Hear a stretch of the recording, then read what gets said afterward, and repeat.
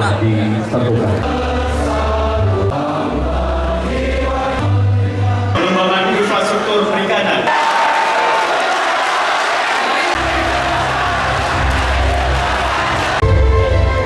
Seperti biasa untuk berjalan. Pakai petugas yang Lagi tahan dia bagus.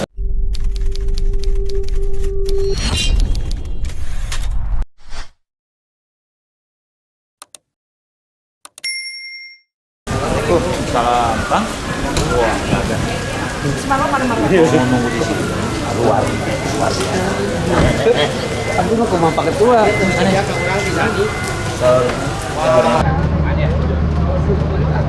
Memang nggak ada ketentuan barangan di sini kan?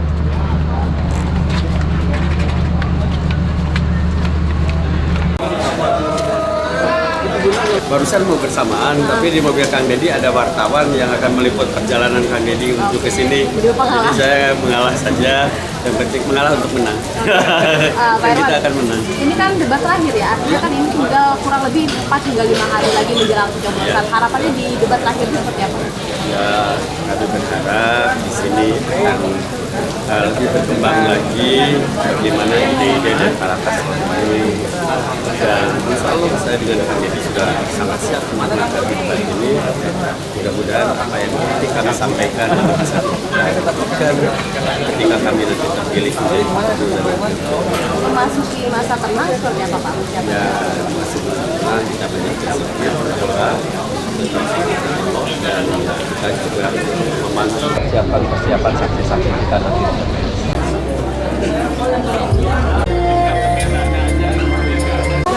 Alhamdulillah Pak hadir. Saya siapa ya? Yang Soleha. Ya, saya terima. Siapa namanya? Tri. bisa menempati area tempat duduk yang telah ditentukan. Ya bagus lagi tahan dia bagus lagi.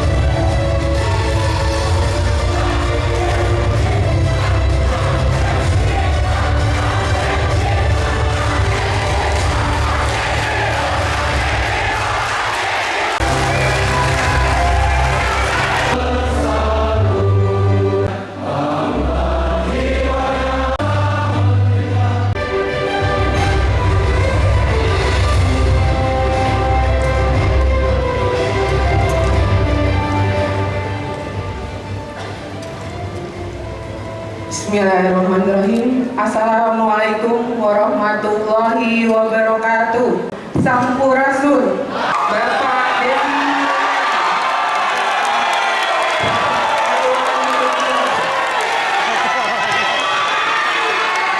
Kegiatan debat ketiga atau debat pamungkas untuk pemilihan gubernur dan wakil gubernur Jawa Barat 2024. Jawa Barat adalah pemilih terbesar untuk tingkatan provinsi, 35.960.925 pemilih di Jawa Barat. Ini adalah jumlah pemilih terbesar di Indonesia. Atas nama KPU Provinsi Jawa Barat. Atas amplop besar ya, ada untuk pertanyaan untuk calon gubernur. Boleh tepuk tangan dari sekalian. Ini juga sebagai bentuk pamungkas. Selanjutnya penyerahan rumusan soal untuk calon wakil gubernur kepada para perwakilan KPU. dapat menjadi dengan waktu 2 menit ketika Bapak berbicara.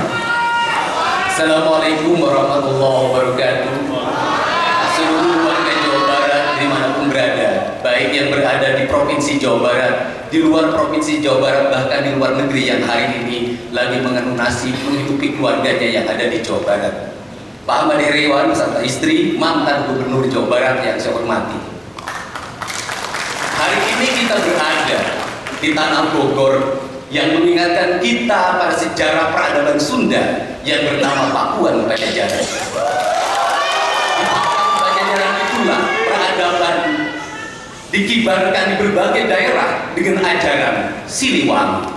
Dari ajaran Siliwangi itu lahirlah sebuah peradaban dalam ungkar Sunda yang berbunyi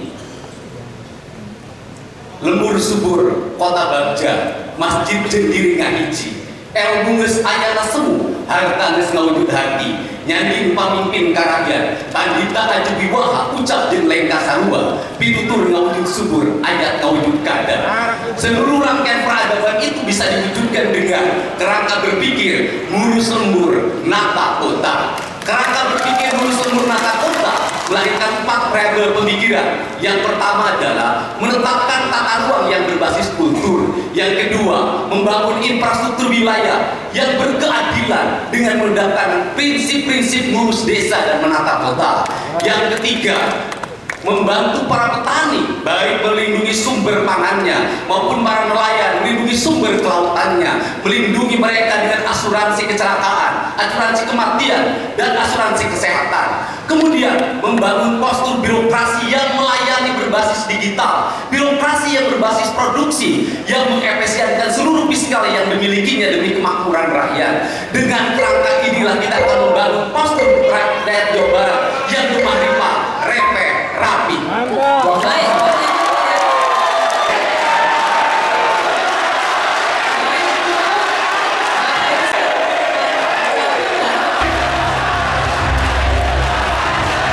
Terima kasih atas pertanyaannya. Ketika kita berbicara masalah pengembangan wilayah agrovegetasi, tentu kita pertama akan mengembangkan sistem transformasi massal. Artinya antara kota dengan kota yang lain bisa menyambung dengan keberadaan adalah transportasi yang memang kita bentuk di dalam kerangka bagaimana antara kota dengan kota untuk mengurangi terjadinya adanya kemacetan dan emisi kendaraan.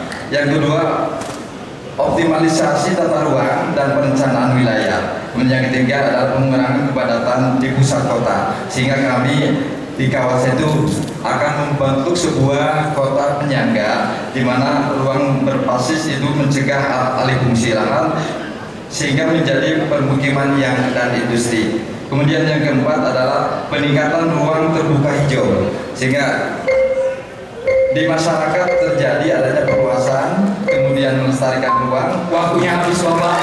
Terima kasih. Pembangunan desa ada 3. Yang pertama adalah penguatan lembaga desa. Yang kedua pembangunan infrastruktur desa. Dan yang ketiga adalah ekonomi desa. Desa ini adalah ujung tombak. Desa ini pemerintah yang berhadapan dengan masyarakat. Desa maju, kecamatan maju, kabupaten maju, dan provinsi maju. Hadirin sekalian, kalau melihat data, hanya kurang lebih 30% desa yang status mandiri. Tentu kami akan mendorong agar desa-desa Jawa Barat untuk masuk pada desa yang mandiri. Artinya kelembagaan pemerintahan yang baik, artinya pembangunan infrastruktur baik, dan ekonomi pedesaan tentu ini akan baik. Oleh karena itu perlu perlu kemauan pemerintah provinsi dan pemerintah kabupaten kota di Jawa Barat. Harus dilakukan oleh pasangan ASI insya Allah kalau Allah takdirkan menang. Pertama adalah bagaimana pemerintah provinsi memberikan akses pasar kepada petani dengan membentuk BUMD yang bisa membantu pembelian hasil panen petani, sehingga dengan demikian tidak diserahkan kepada mekanisme pasar. Ketika sedemikian banyak yang dihasilkan, apalagi panen raya, tentu saja harga akan jatuh. Disitulah harus hadir pemerintah provinsi dengan membentuk BUMD yang siap membeli hasil panen dari para petani dan siap menjual pada saat-saat justru harga sedang stabil. Ketika sulit maka dijuallah gabah padi kepada masyarakat, misalnya pada saat sulit, pada saat hari raya, tahun baru dan sebagainya. Terima kasih. Dan mohon diperlihatkan ke kamera dan moderator.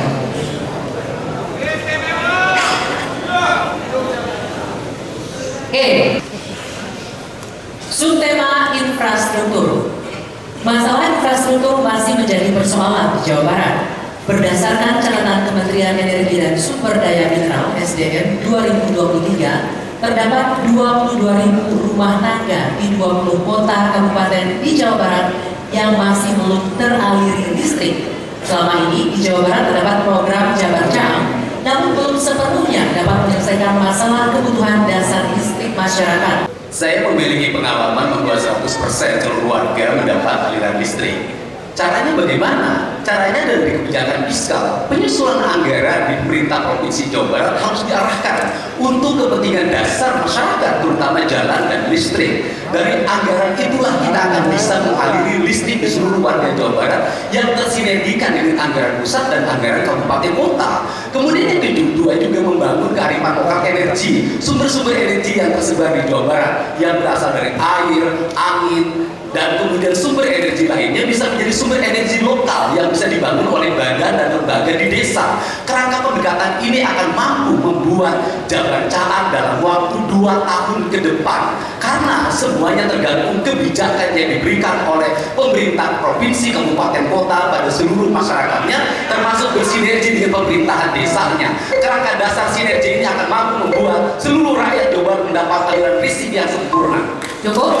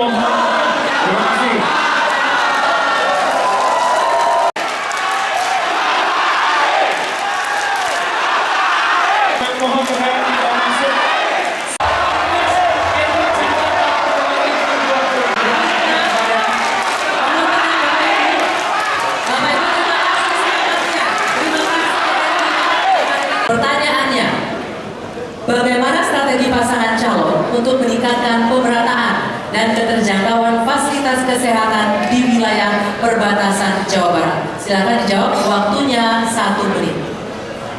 Terima kasih. Yang harus kita perhatikan terutama adalah SDM-nya, di mana SDM itu memang harus diberi insentif yang khusus agar supaya mereka mau tinggal di daerah perbatasan. Di mana kita di Jawa Barat lihat kendala itu ada di perbatasan di antara Jawa Barat dan Jawa Tengah. Di situ sesungguhnya tidak ada lagi desa tertinggal, tapi kita tetap harus meningkatkan status desa tersebut menjadi yang insya Allah menjadi mandiri, gitu ya. Dan itu perlu adanya investasi ke dalam desanya dan perlu adanya infrastruktur yang lebih baik, mulai dari jalan dan juga ada kasus-kasus di pesisir, perlu ada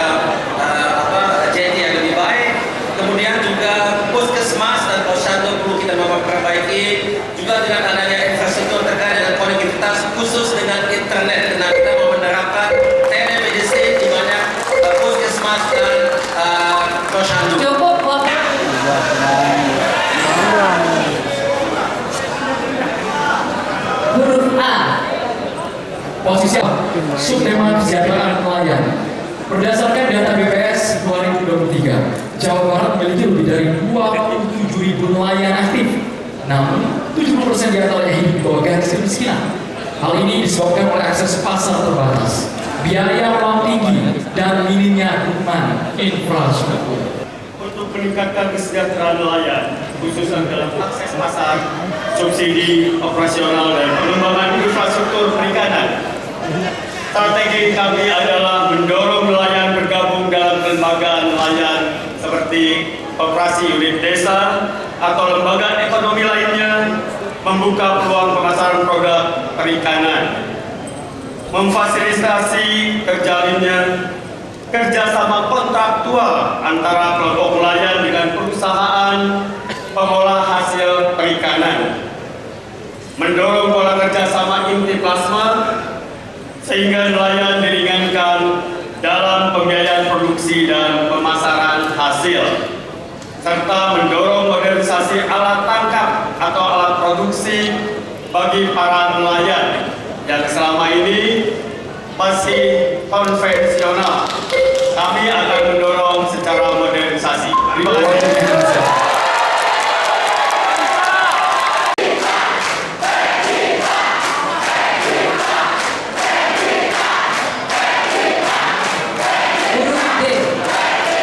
Subtema urbanisasi. Salah satu permasalahan krusial Jawa Barat adalah meningkatnya urbanisasi. Hal ini berdampak antara lain pada tingginya kepadatan penduduk dan berbagai isu perkotaan. Sebetulnya urbanisasi itu simple masalahnya, kita tuntaskan desanya dulu. Tekad kami adalah gerakan desa membangun Jawa Barat. Desa menjadi pusat pertumbuhan baru ekonomi. Kami akan mendorong jumlah pemekaran desa dari 5.311 menjadi 8.500 desa. Yang berikutnya, kami akan meningkatkan bantuan dana desa dari 130 juta per tahun menjadi 500 juta per tahun. Berikut peruntukannya. Yang pertama yaitu untuk tunjangan perangkat desa dari 25 juta menjadi 50 juta rupiah. BLT posyandu dari 1 juta 750 menjadi 20 juta.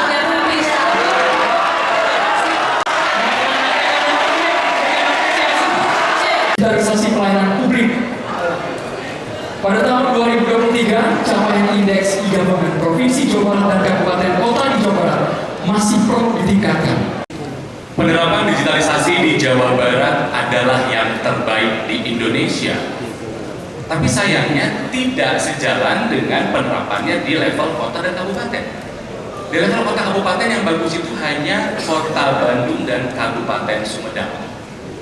Tentu formula yang terjadi di Jawa Barat harusnya bisa diadaptasi dan diadopsi oleh kota kabupaten. Kalau provinsi bisa, kota kabupaten juga bisa. Di bawah kepemimpinan kami, 1 tahun saja semua pelayanan publik di Jawa Barat akan terdigitalisasi.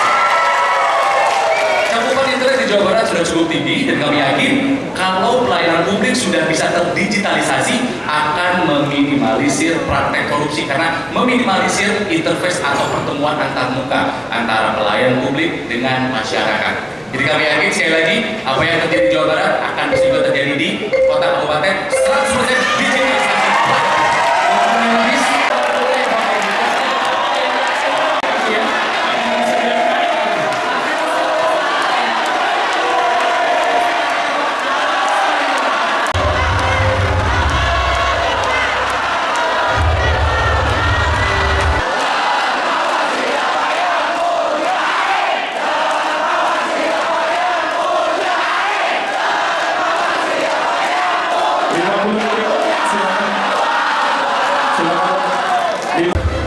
Ada kembali di debat publik ketiga calon gubernur dan wakil gubernur Provinsi Jawa Barat 2024. Baik, di segmen ini yang paling dinanti-nantian karena kesempatan untuk saling tanya ke crossfire antar pasangan calon.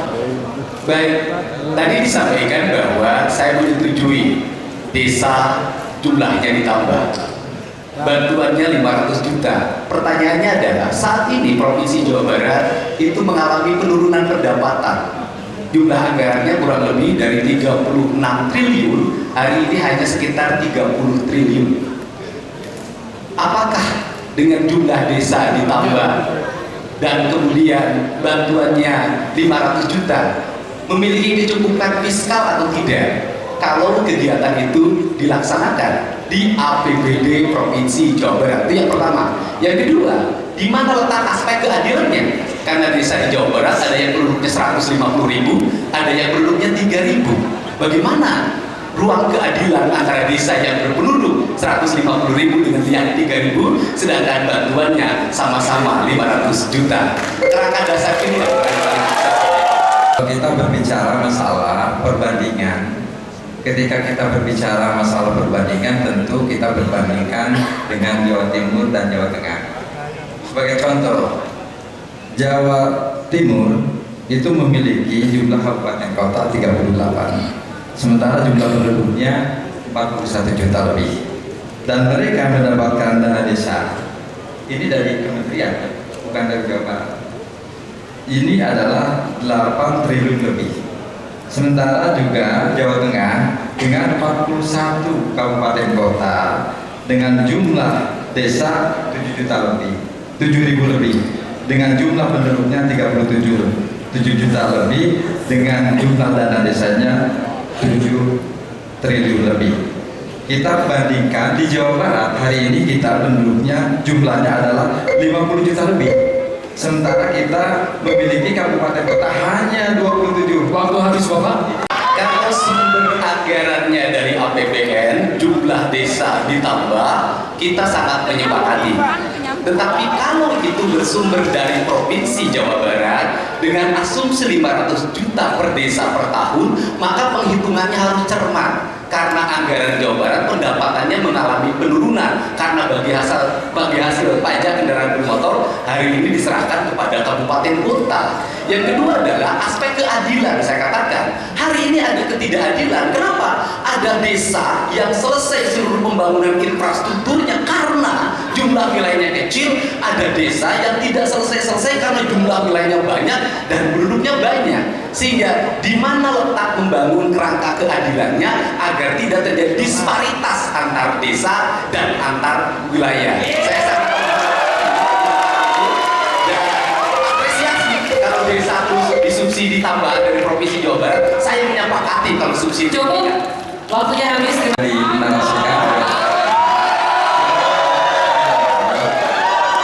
Sekali lagi kita ingin ada pemerataan.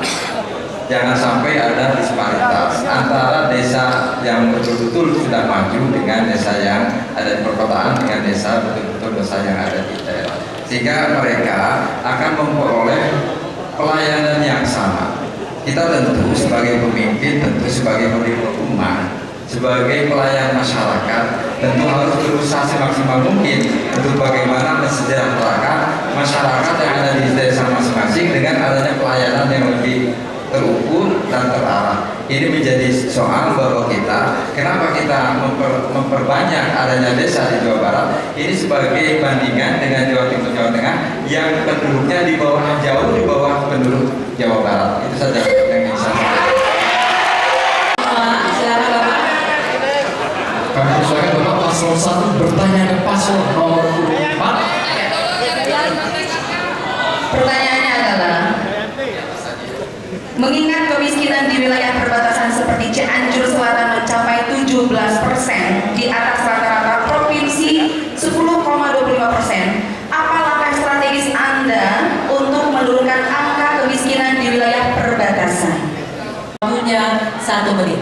Kemiskinan di Cianjur Selatan, Garut Selatan itu terjadi karena keterisolasian wilayah.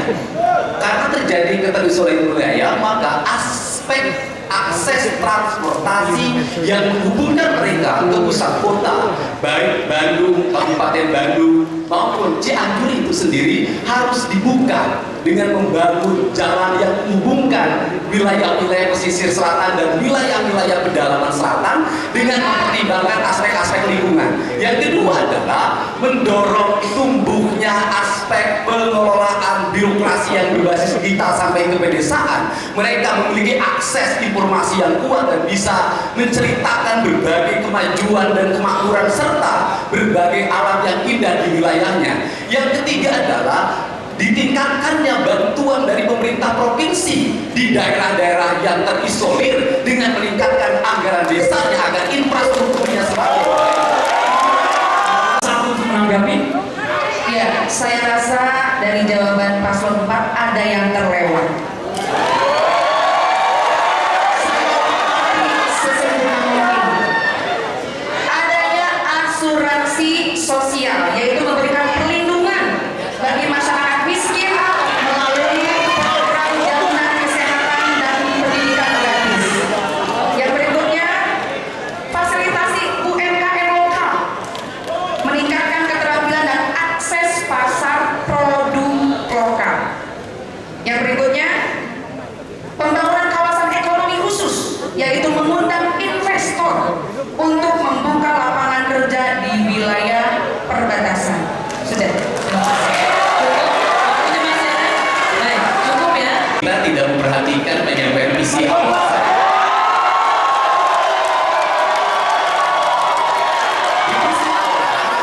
Di visi awal kami menyampaikan harus ada upaya perlindungan terhadap kesehatan, kecelakaan kerja, jaminan hari tua bagi para petani dan nelayan.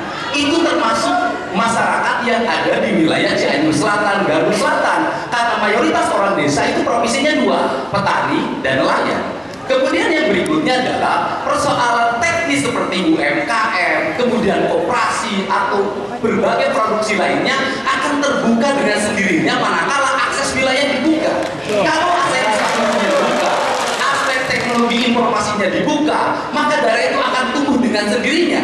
Karena secara umum masyarakat kita memiliki kemandirian dalam berusaha sejak lama, bukan hanya sebagai orang yang dibantu. Mereka tanpa bantuan itu bisa tumbuh.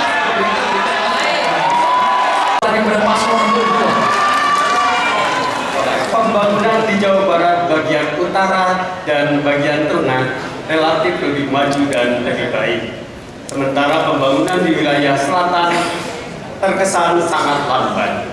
Bagaimana strategi Bapak untuk menghilangkan disparitas wilayah tersebut?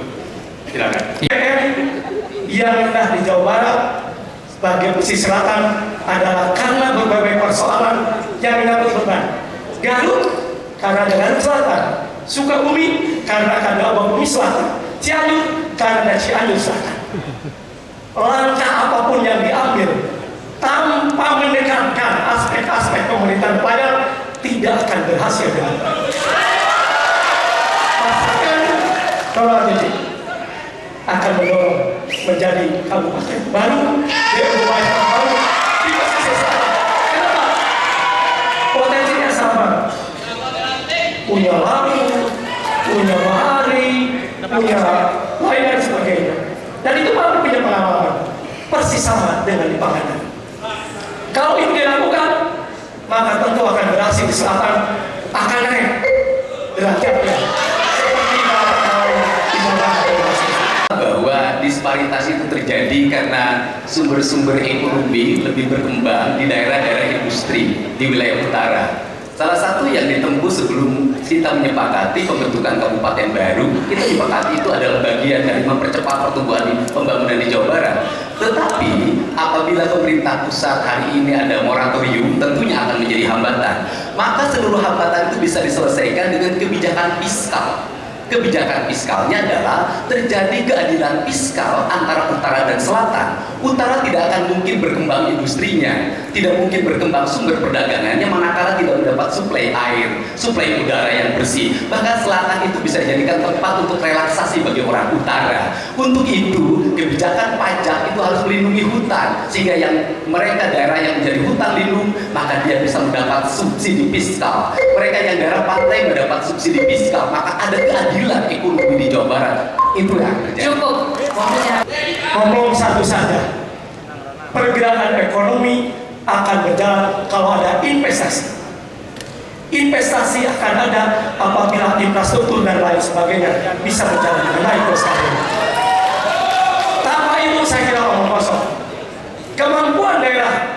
kemampuan daerah induk yang masing-masing ada di pesisir selatan juga kemampuannya terbatas. Ketika Ciamis, ketika Pangandaran belum mekar, maka kesulitan finansial untuk membangun itu. Tapi dengan dimekarkan, apa yang disampaikan dengan pendekatan fiskal kepada kota kabupaten, maka tentu akan berjalan dengan baik. Apa yang dikatakan oleh Mas Sultan itu hanya gincu.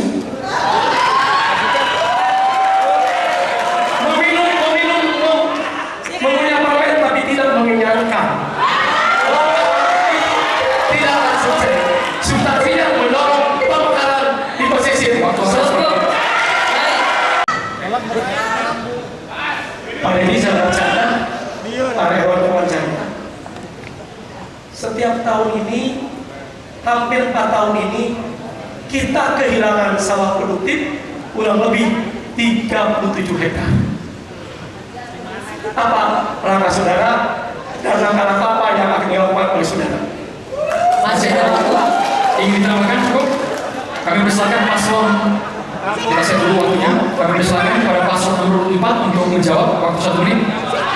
Di awal kami tadi sudah menjelaskan salah satu kerangka dasar membangun Purwakarta Jawa Barat istimewa adalah dengan menetapkan tata ruang yang berbasis kultur.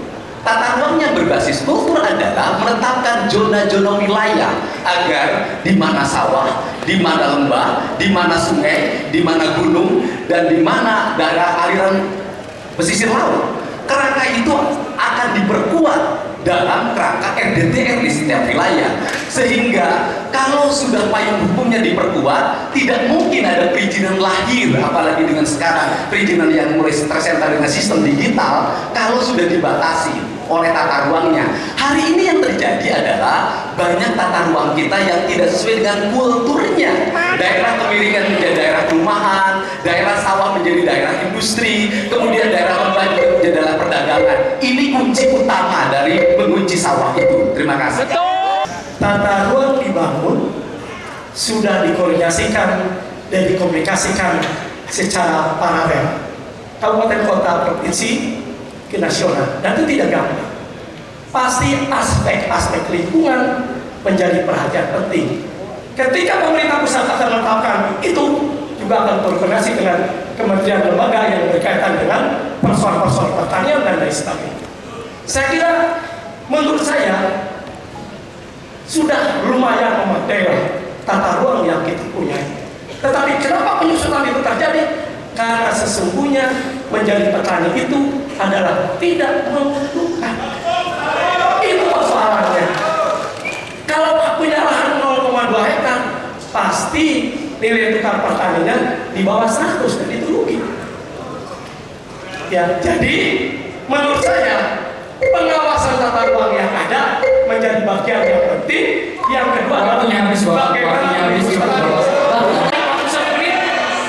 Ya, tidak mungkin sebuah perizinan dulu untuk menggusur sawah kalau tata ruangnya tidak mengizinkan. Maka kunci utama kita adalah mengunci dulu aspek yang menjadi aspek yuridisnya. Persoalan perubahan kultur orang tidak mau bertani itu bukan aspek yuridis, itu aspek sosiologis dan aspek ekonomis. Aspek sosiologis dan ekonomis bisa diselesaikan dengan peningkatan SMK Jawa Barat istimewa, yaitu mereka dididik untuk mahir dalam bertani, punya kemampuan produktif dasar bertani, menguasai teknologi, kemudian tersambung dengan akses pasarnya. Kalau bicara teknis, kita kan tadi bicara kebijakan, bukan bicara teknis, sehingga tata ruang yang sekarang yang ada di Jawa Barat belum sempurna karena masih banyak ruang-ruang yang diperuntukkan untuk kepentingan ekologi itu masih digunakan untuk kepentingan ekonomi. Maka kita membangun harus alasnya dulu yang dipetakan, baru membangun teknis. Inilah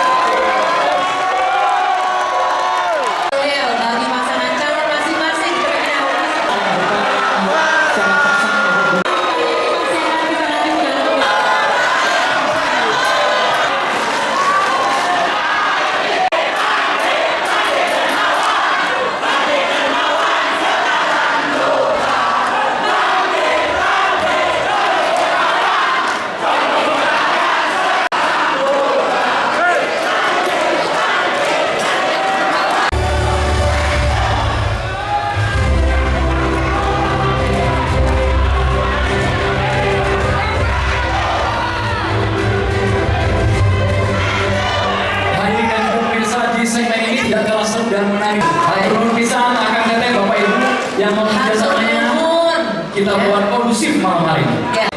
Jawa Barat yang kuat perlu struktur penduduk yang kuat. Dan struktur penduduk yang kuat akan sangat ditentukan oleh keluarga yang kuat. Dari data yang ada, Jawa Barat masih memiliki PR. Antara lain, kita melihat angka perkawinan anak yang tinggi. Pada tahun 2022 ada 5.523 kasus perkawinan anak. Begitu juga kasus perceraian. 2021 terdapat 89.349. 2022 98.000 lebih. Dan tingkat KDRT juga sedemikian tinggi. Oleh karena itu, saya ingin tanyakan bagaimana kebijakan yang akan diambil oleh saudara saat memimpin Jawa Barat. Cukup Bapak. Baik. Selanjutnya paslon nomor 4 untuk menjawab dengan waktu 1 menit, silakan. Perkawinan di bawah umur terjadi karena usia pendidikan yang rendah. Kalau kita ingin mencegah perkawinan di bawah umur, maka lamanya pendidikan harus ditingkatkan, sehingga harus dibuat dalam perspektif ke depan seluruh anak-anak Jawa Barat mengenyam pendidikan SMA atau SMK. Kerangka ini harus dibangun dengan apa? Melakukan penguatan pendidikan pada sebuah lingkungan. Pemerintah membuat keterjangkauan sekolah dengan lingkungan masyarakatnya dan membuat ketersediaan ruang kelas bagi seluruh rakyat di Jawa Barat, sehingga tidak ada kata lain bagi seluruh rakyat Jawa Barat untuk bersekolah. Kemudian berikutnya membuat aturan di mana negara, pemerintah provinsi memberikan hukuman bagi orang tua yang sudah disediakan sekolahnya tapi tidak mampu sekolah.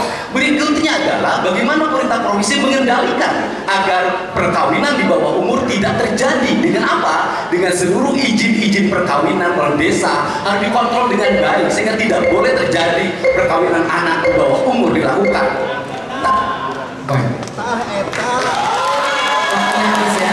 Persilakan paslon nomor 3 untuk menanggapi, waktunya 1 menit. Menurut pandangan kami, pendidikan yang ada saja tidak memadai, tetapi harus dibarengi dengan pendidikan yang lebih spesifik, yaitu memberikan edukasi tentang visi dan perencanaan berkeluarga bagi para remaja dan para calon pengantin. Yang kedua, tentu perlu adanya konseling terkait dengan masalah-masalah keluarga, sehingga ini akan bisa diadvokasi berbagai permasalahan-permasalahan yang mencuat dalam kehidupan keluarga, sehingga kalau keluarga kuat pasti insya Allah akan mampu melahirkan SDM-SDM dari anak-anak keluarga ini yang semakin kuat. Yang ketiga, perlu adanya parenting club dalam masalah pengasuhan anak yang dialogis dan tangguh. Tidak bisa kita menyerahkan kepada sendirian, tapi perlu ada kebersamaan dengan orang lain yang ada di masyarakat. Waktu habis. Selanjutnya paslon nomor 4, silakan menanggapi balik, waktu 1 menit. Iya, saya menyepakati terhadap seluruh apa yang disampaikan, itu perspektif untuk menyempurnakan undang-undang. Tetapi bahwa di Jawa Barat hari ini yang menjadi problem utama justru terbalik. Kalangan kelas menengah ke atas rata-rata anaknya 2 atau 3, tapi kalangan kelas menengah ke bawah rata-rata anaknya banyak dan tidak menempuh sekolah. Hal itu terjadi karena kita abai terhadap program keluarga berencana. Bagaimana perspektif ke depan harus dilakukan? Seluruh program pembangunan harus dipastikan rakyat punya ketaatan. Manakala punya bantuan listrik dari pemerintah, rakyatnya wajib untuk KB. Manakala dapat bantuan sosial, rakyatnya wajib KB. Kenapa? Karena seluruh subsidi pemerintah akan menjadi sia-sia dan dinikmati oleh keluarganya dengan membiarkan sebuah keluarga tumbuh dengan menjadi banyak. Yang terjadi adalah orang-orang disubsidi dalam jangka panjang, mereka akan tumbuh miskin karena salah dalam membangun sistem dan keluarga. Inilah perspektif yang harus dilakukan oleh kita sebagai pemerintah Provinsi Jawa Barat. Baik, terima kasih untuk paslon nomor 4. Waktunya 1 menit dimulai ketika Anda berbicara. Kesejahteraan petani tergantung pada seberapa besar pendapatan dengan pengeluarannya. Indikator saat ini menunjukkan nilai tukar petani di Jawa Barat masih di bawah 100. Artinya para petani di Jawa Barat masih merugi. Bagaimana strategi saudara untuk meningkatkan NTP atau nilai tukar petani ini lebih baik lagi ke depan. Terima kasih. Pasangan asing insya Allah akan memperhatikan petani.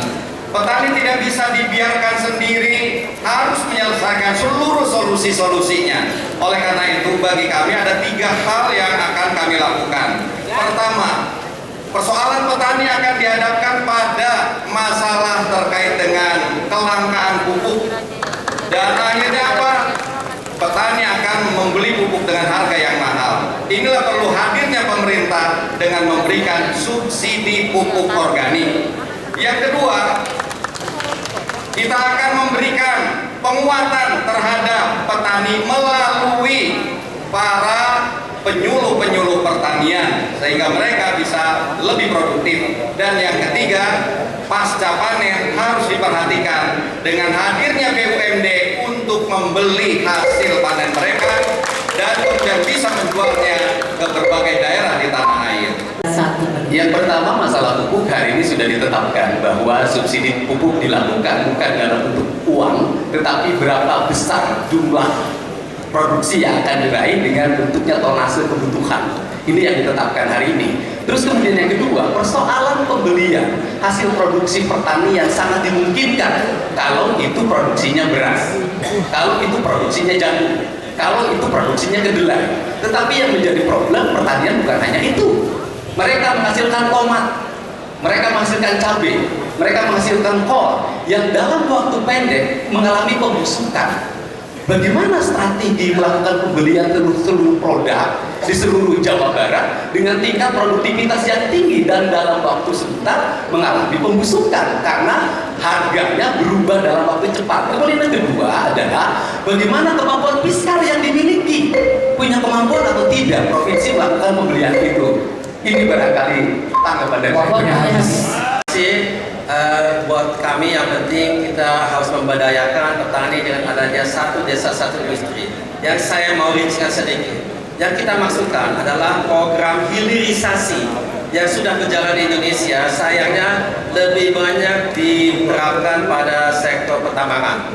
Kalau itu diterapkan secara massal kepada sektor hasil bumi dan hasil laut, maka ekonomi setempat itu jauh diberdayakan. Pertama, mereka bisa menjual barang-barang mereka, produk-produk mereka yang karena memang kebanyakan. Tapi kalau memang kebanyakan, dia bisa mengolahnya sehingga bisa dijual dengan bentuk yang berbeda, baik itu untuk hasil bumi maupun untuk hasil laut. Selain dari itu, kalau kita bicara mengenai permesinan, menurut kajian kami di Jawa sudah banyak sekali perusahaan UMKM yang bisa membuat mesin-mesin setempat dan bisa mengajarkan kepada petani bagaimana mengoperasikannya. Sekian dari saya. Terima kasih.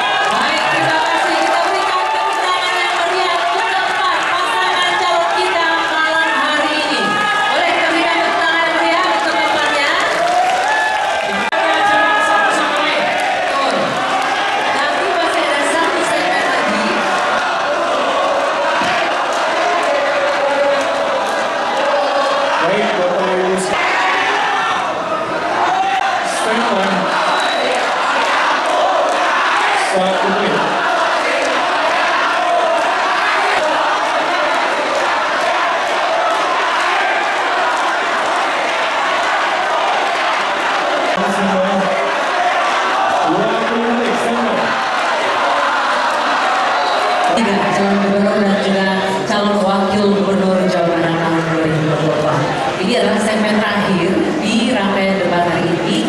Di segmen ini masing-masing pasangan calon akan kita berikan kesempatan untuk meyakinkan calon pemilih masing-masing ya. Setiap pasangan calon akan diberikan waktu 2 menit Bapak Ibu sekalian untuk pernyataan penutup, boleh untuk meyakinkan calon pemilihnya, boleh untuk mengajak memilih pada tanggal 27 November nanti. Dan setelah penyampaian visi misi masing-masing pasangan calon, kami persilakan untuk para pendukung memberikan yel-yel.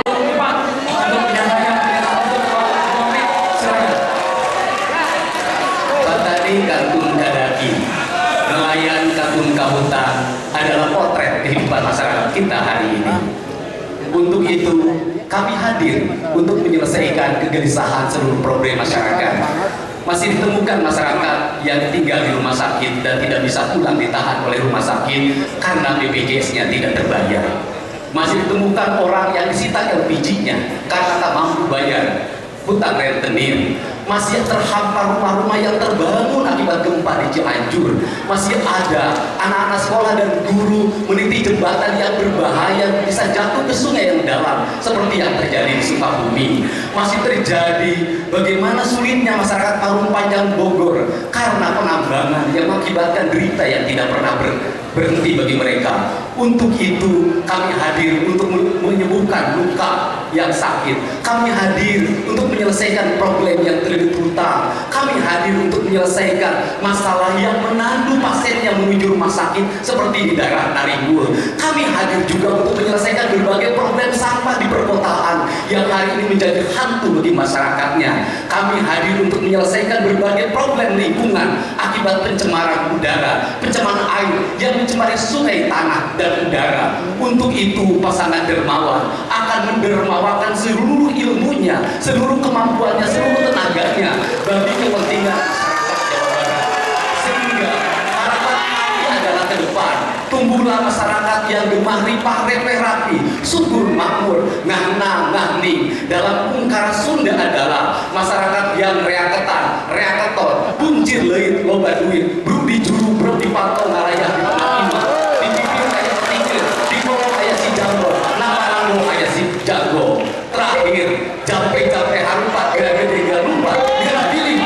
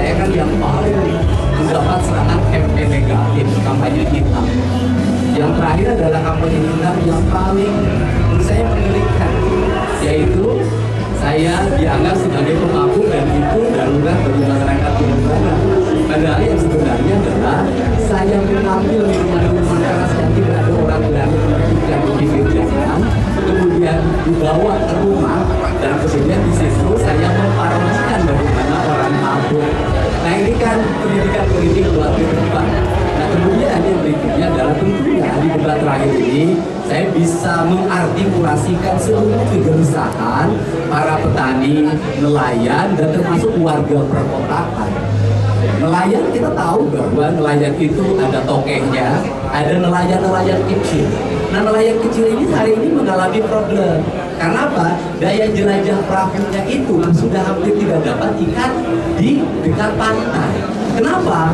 Pantainya banyak yang mengalami kerusakan, abrasi, ekosistem laut mengalami kerusakan, sehingga pendapatannya terus menurun. Kemudian berikutnya adalah mereka hidup satu, tanpa akses perumahan yang memadai. Dua, tanpa akses air bersih yang memadai. Yang ketiga, tanpa mendapat pelindungan jaminan kesehatan yang memadai. Tanpa mendapat pelindungan jaminan kecelakaan kerja yang memadai. Tanpa mendapat jaminan kematian yang memadai. Ditambah juga tanpa mendapat jaminan pendidikan bagi anak-anak yang memadai. Sehingga ke depan itu harus terkonsep itu yang disebut dengan oleh saya adalah ekosistem gunung, ekosistem pendataran, ekosistem laut, dan ekosistem perkotaan, ya kan? Nah, keempat ekosistem itu harus lahir dalam sistem pendidikan. Jadi dalam perspektif ke depan, daerah petani, anak-anaknya harus dididik siklus pertanian menjadi kurikulum di sekolahnya. Contoh begini, kita ingin merubah iklim dari pertanian kimiawi ke pertanian organik. Caranya bagaimana? Di sekolah itu diajarkan pelajaran biologi atau pelajaran IPA dalam bahasa umumnya. Di pelajaran biologi itu dimasukkan anak-anak untuk biologi terapan. Contoh misalnya, anak-anak mempelajari pelajaran biologinya. Ada ternak sapi. Dari ternak sapi itu akan melahirkan berapa unsur harapannya, mikroorganismenya jenis apa, mengurai tanahnya nanti berapa lama, dibuat untuk menjadi pupuk organik memerlukan zat apa, unsur kimiawi apa, atau unsur-unsur lainnya apa yang dibutuhkan, sehingga gurunya aplikatif ke anak-anak sekolah itu belajar membuat pupuk organik. Setelah itu mereka belajar menanam. Setelah menanam diteliti pertumbuhan padinya dari 1 menjadi berapa. Kemudian misalnya dari 1 menjadi 30. Dari 30 melahirkan berapa ranggai ya, sudah ranggai ya. Kemudian dari situ melahirkan berapa butir. Dari berapa butir itu melahirkan berapa gram. Itu pendidikan penelitian aplikatif bisa diterapkan di sekolah. Matematika bisa diterapkan begini menjadi matematika produksi. Luas tanah bapakmu berapa panjangnya, lebarnya berapa jarak tanam padi antara satu dengan yang lainnya. Dari jarak tanam padi itu akan melahirkan berapa dalam satu rumpun padi. Dari satu rumpun padi akan melahirkan berapa dalam satu petak. Sistem pendidikan yang berbasis produksi itu lebih tepat terapkan. Kenapa? Hari ini nih anak-anak sekolah belajar matematika tetap aja boros, belajar biologi tetap aja dia jorok. Sampah misalnya, saya sudah menerapkan. Ini kan saya yang ceritakan itu pengalaman hidup saya. Misalnya sampah, anak-anak itu bisa dalam setiap hari untuk mengumpulkan sampah kimia, sampah plastik non organik, sampah organik dipilah. Di sekolahnya dia pungut, kemudian dibuat apa nanti? Dibuat kursi, dibuat meja, dibuat batu bata. Ini bisa diterapkan. Yang organiknya dibikin pupuk, jadi marbot, jadi makanan ikan. Nah, konsepsi pendidikan yang terintegrasi dengan sistem nilai, termasuk misalnya nelayan. Anak-anak SMK di pinggir pantai itu didorong ke anak-anak untuk menguasai teknologi perikanan, teknologi penangkapan, membuat kapal, membuat jaring, kemudian budidaya, pengelolaan hilirisasi industri perikanan. Di perkotaan juga sama. Ini kan harus dibuat sinergi dalam sistem. Problem kita hari ini adalah sekolah tidak hadir menghasilkan manusia yang paham terhadap lingkungan dan mengerti harus apa yang dilakukan. Inilah problem pendidikan, sehingga dalam perspektif ke depan saya akan mengintegrasikan seluruh program pembangunan itu dalam satu sistem nilai, dalam membentuk karakter manusia, membentuk karakter lingkungan, dan pada akhirnya akan lahir produktivitas publik yang kuat. Dengan titik sentra 1, belanja APBD. Problem kita hari ini apa sih ngomong APBD? Kita ngomong teknologi, digitalisasi, birokrasi, tapi perjalanan dinas masih tinggi. Teknologi, digitalisasi, birokrasi, tapi kunjungan kerja masih banyak. Digitalisasi, birokrasi, ongkos kantor masih mahal. Nah, kalau digitalisasi birokrasi, maka seluruh perangkat birokrasi digital, maka ada efisiensi anggaran sekitar 40%. 40% itu untuk apa? Layanan infrastruktur publik, pembangunan rumah rakyat miskin, layanan kesehatan, layanan pendidikan, kemudian jaminan hari tua untuk masyarakat. Ini yang harus dibangun dalam kerangka kita. Kenapa saya cerita ini? Saya punya pengalaman melakukan pengelolaan keuangan. Daerah kecil yang bernama Purwakarta dulu itu bisa menganggarkan anggaran jalan itu melebihi kabupaten yang besar, bisa menjamin seluruh rakyatnya, jaminan kesehatannya ditanggung oleh pemerintah kabupaten, hanya KTP, bisa menjamin pendidikannya sampai tingkat SMA. Ini kan perspektif dari seluruh program dan bisa menjamin RT 7 tahun yang lalu setelah saya berhenti jadi bupati, saya meninggalkan honor RT di Purwakarta itu 600.000. Saya meninggalkan honor RW 700.000 yang mungkin tidak terjadi di tempat lain. Pada akhirnya seluruh kebijakan pembangunan fungsinya cuma satu, will pimpinan Provinsi Jawa Barat, Gubernur dan Wakil Gubernur terhadap kebijakan fiskal Provinsi Jawa Barat, sehingga meletakkan kerangka pembangunan bukan hanya politik, tapi pembangunan adalah kerangka kebijakan teknis administratif. Pak, terakhir kan himbauan untuk masyarakat Jawa Barat untuk tidak untuk menggunakan hak suaranya. Mungkin ada sedikit himbauan. Ya, pada seluruh warga Jabar, 27 November 2024 hari Rabu, masyarakat kita bisa menentukan pilihan terhadap pemimpin ke depan. Untuk itu, yang di luar kota segera pulang, yang ada di rumah tetap ada di rumah dan datang ke TPS, dan jangan jadi halangan jumlah TPS yang setengahnya hilang sehingga jarak ke TPS agak jauh. Dan karena apa? Karena langkah kaki kita akan menentukan keistimewaan masa depan Jawa Barat. Kecelakaan kerja yang memadai tanpa mendapat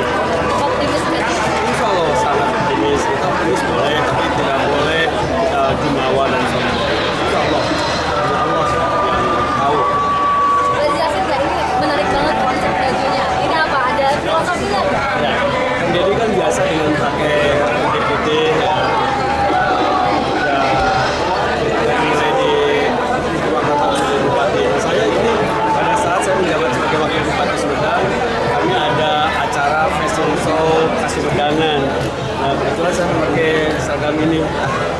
Saya teringat ingin kembali pada saat debat ini. Ya alhamdulillah ya banyak orang yang memuji ini bagus juga di sini yang kreatif. Terus di mana dari tanggal 29? Di Sumedang, karena domisili saya, KTP saya Sumedang di Dusun Cilulu, Desa Margajaya, Desa di Sumedang.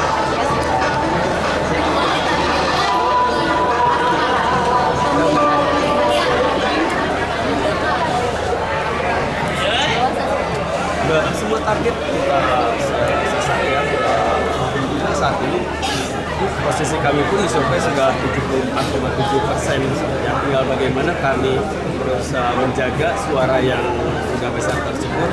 Yang menang yang sudah di depan mata ini kita jaga dengan baik, yang terus mengejar kepada Allah Subhanahu wa Ta'ala, sehingga betul-betul terwujud kemenangan yang sempurna.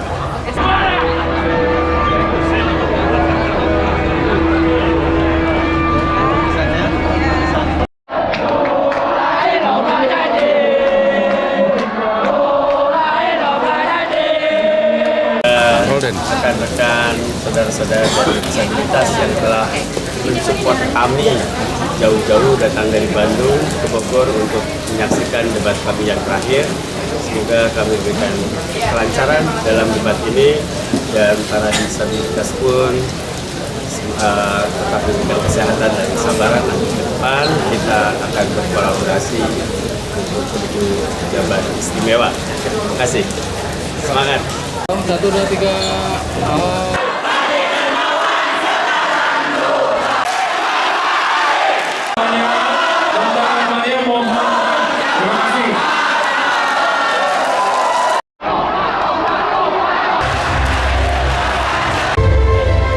Seperti biasa untuk berjalan petugas Kita tahan ya.